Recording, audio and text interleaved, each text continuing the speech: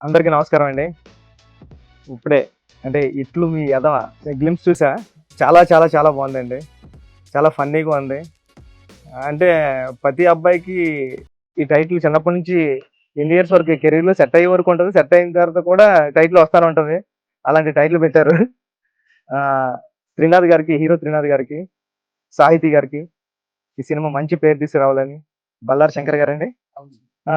మీకు, కెమెరామాన్ గారికి అందరికీ ఈ సినిమా మంచి పేరు తీసుకురావాలని, చాలా యూత్‌ఫుల్ ఎంటర్‌టైనర్‌గా ఉంది. చూస్తుంటే నవ్వొస్తుంది.